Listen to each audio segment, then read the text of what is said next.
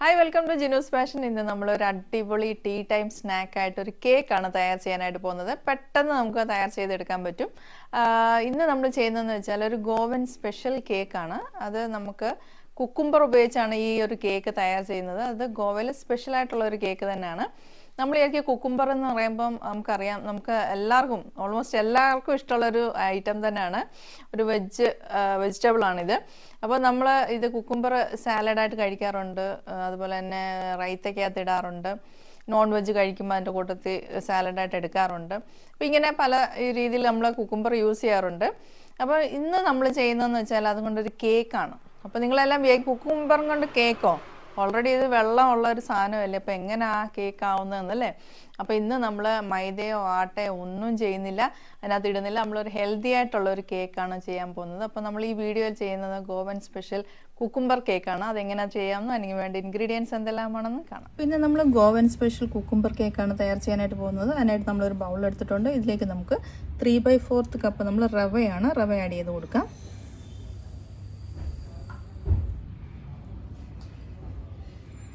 ഇനി അടുത്തതായിട്ട് ഇതിനകത്തേക്ക് നമ്മൾ കെയിൻ ഷുഗറാണ്. കെയിൻ ഷുഗറും സെയിം അളവ് തന്നെയാണ് നമ്മൾ ആഡ് ചെയ്ത് കൊടുക്കുന്നത്. 3/4 കപ്പ് തന്നെ ആഡ് ചെയ്യുന്നുണ്ട്. ഷുഗർ കെയിൻ്റെ പഞ്ചസാരയാണ്. കിട്ടാത്തവർ ബ്രൗൺ ഷുഗറോ അങ്ങനെ അവൈലബിൾ ആയിട്ടുള്ള ഏത് ഷുഗർ ആണെങ്കിലും നിങ്ങൾക്ക് ഇതിലേക്ക് ആഡ് ചെയ്ത് കൊടുക്കാവുന്നതാണ്. ഇനി ഇതിനകത്തേക്ക് നമ്മൾ ഫ്രഷായിട്ട് ഗ്രേറ്റ് ചെയ്ത് വെച്ചിരിക്കുന്ന തേങ്ങയാണ്.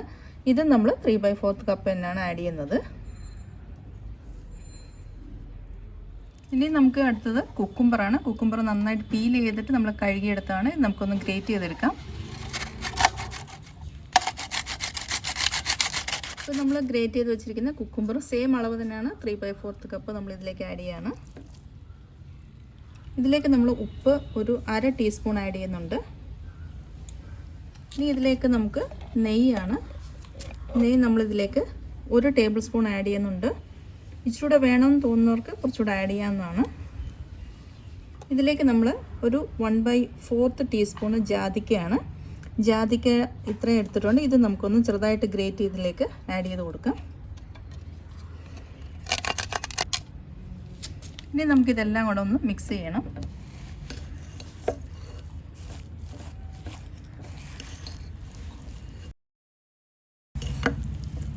ഇതിനകത്ത് നമുക്ക് വെള്ളത്തിൻ്റെ ആവശ്യമൊന്നുമില്ല. കുക്കുംബറിലെ വെള്ളം തന്നെ നമുക്ക് ധാരാളം.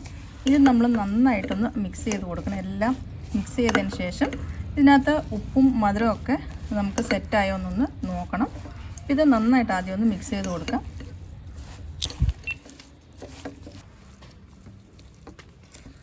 അപ്പോൾ നമ്മളിത് നന്നായിട്ട് മിക്സ് ചെയ്തിട്ടുണ്ട്, കണ്ടില്ലേ, നന്നായിട്ട് ഇതായിട്ടുണ്ട്. അപ്പോൾ ഇത് നമ്മളൊരു 45 to 60 മിനിറ്റ്സ് നമ്മളിത് ഇങ്ങനെ വെക്കുകയാണ്. കാരണം ഈ റവ നന്നായിട്ടൊന്ന് കുതിർന്ന് കിട്ടാൻ വേണ്ടിയാണ്. അപ്പോൾ നമുക്കൊരു 45 to 60 മിനിറ്റ്സ് കഴിഞ്ഞിട്ട് നമുക്കൊന്ന് കാണാം. അപ്പോൾ ഒരു 45 to 60 മിനിറ്റ്സ് ആയിട്ടുണ്ട്. പിന്നെ നമുക്കിത് ഒന്നുകൂടെ ഒന്ന് മിക്സ് ചെയ്ത് കൊടുക്കാം. ഇനി നമുക്കിത് കേക്ക് ടിന്നിലേക്ക് നമുക്കിത് ഒഴിച്ചു കൊടുക്കണം. അപ്പോൾ ഓൾറെഡി നമ്മളിത് ഗ്രീസ് ചെയ്ത് ബട്ടർ പേപ്പർ വെച്ചിട്ടുണ്ട്. ഇതിലേക്ക് നമുക്ക് മിക്സ്ചർ ഒഴിച്ചു കൊടുക്കാം.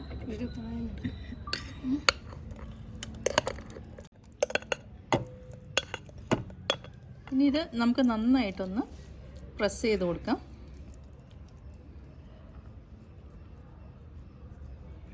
ഇതിൻ്റെ മുകളിലേക്ക് കുറച്ച് എണ്ണ നമുക്ക് ഒഴിച്ചു കൊടുക്കാം, ഡ്രൈ ആകാതിരിക്കാൻ വേണ്ടി. കുറച്ച് മതി.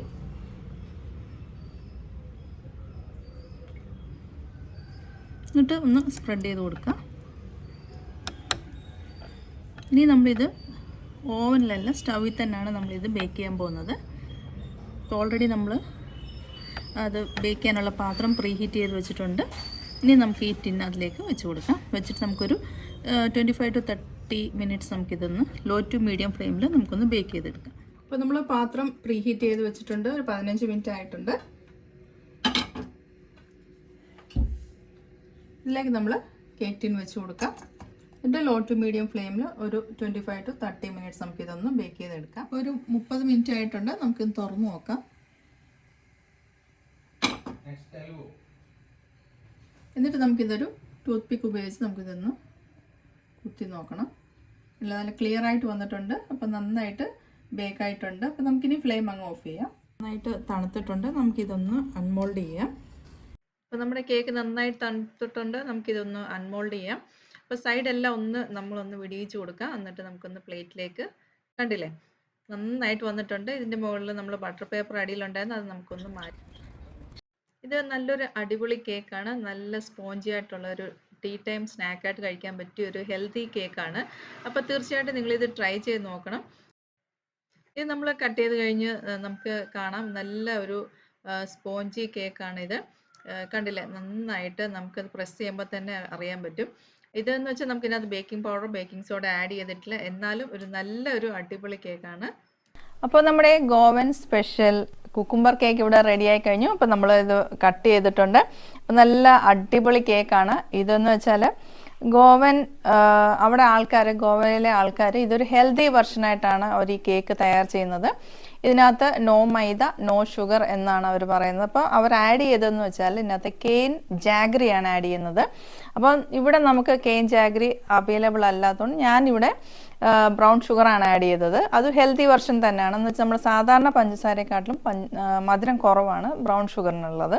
അപ്പോൾ അത് കാരണം ഞാൻ ഇവിടെ ബ്രൗൺ ഷുഗറാണ് ആഡ് ചെയ്തേക്കുന്നത്. നിങ്ങൾക്ക് കെയിൻ ജാഗ്രി അവൈലബിൾ ആണെങ്കിൽ നിങ്ങൾ അത് യൂസ് ചെയ്യാവുന്നതാണ്.